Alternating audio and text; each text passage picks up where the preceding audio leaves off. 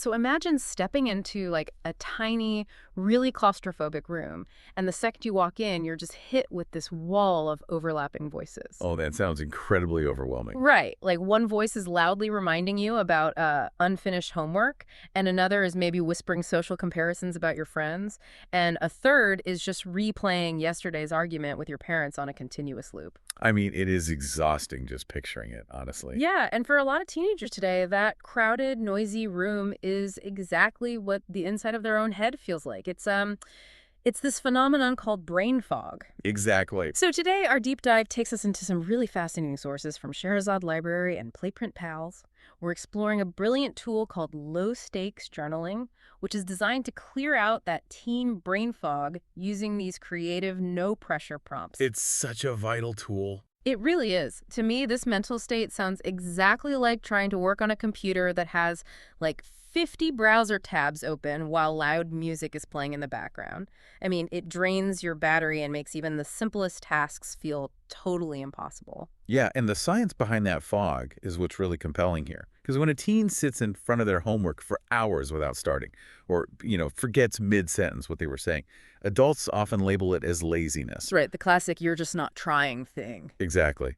But it's actually a cognitive response. The teenage brain is going through radical neurological rebuilding, especially in areas handling emotional regulation. Wow. Okay, so it's biological. Completely biological. You combine that biological shift with intense academic, social, and hormonal pressures, and the brain's working memory just gets totally overloaded. Writing acts as a literal release valve for that pressure. So it like frees up mental space. Yes, it frees up space and actually reduces stress hormones. But the absolute key here is that the writing must be low stakes. I mean, no grammar checks, no grading, just a completely private space. But wait, if my brain is already overloaded with 50 open tabs, isn't staring at a blank piece of paper just going to make me, like, freeze up even more? Oh, absolutely. Especially for teens who already feel overwhelmed or who just hate writing. Yeah, if you tell a stressed teen to, quote, write about their feelings, they usually do freeze. That is why we don't treat this like a standard diary or a literary exercise. Right, that makes sense. So what do we do instead? Well, the sources suggest using playful, imaginative prompts focused on exploration. Take the feelings as weather prompt, for example. Okay, feelings as weather. How does that work? Instead of asking a teen to analyze their anxiety, you ask them to imagine their emotions as a weather system. The sources give 3 great visual metaphors to choose from. Like, first, is there a thunderstorm happening somewhere in your chest? Oh, wow, that's really visceral. Right. Or second, are there thick clouds hovering directly over your head? And the third one is there a faint sun trying to rise?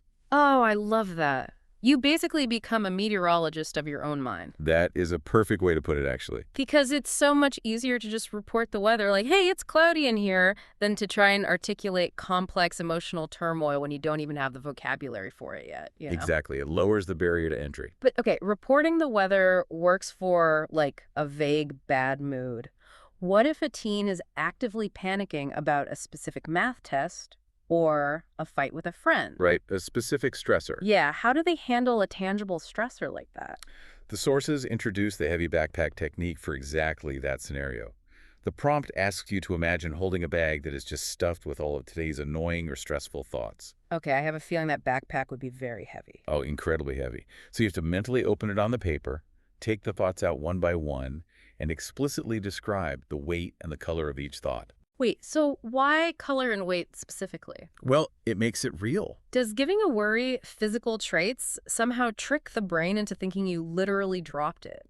That's exactly it. Yeah. When you take an abstract fear, say failing a math test, and decide it is a heavy, dark gray cinder block, you are forcing your brain to process that emotion in a totally new way. Oh, that is so clever. Yeah, you're moving the thought out of the emotional loop and onto the page. By giving it physical properties, it becomes something outside of you, something you can consciously put down. You know, if you're listening to this and dealing with that noisy room in your own head, an unlined piece of paper is actually one of the safest, least judgmental places available. It really is. It doesn't grade you, it doesn't leave you on read, and it just accepts whatever you put on it. But for the parents and teachers out there is a catch. A very big catch. Right. For this to work, privacy is completely non-negotiable. If you snoop, the safety of the space is totally destroyed. Yeah, you can provide the notebook, but step away. The magic happens in the privacy. So true. Well, we'll leave you with this final provocative thought from the sources to mull over today. One of the journaling prompts asks you to imagine you have a secret room inside your head that nobody else knows about. I love that one. Me too. If you were to walk into your secret room right now, what does it look like today? Is it messy, loud, or quiet?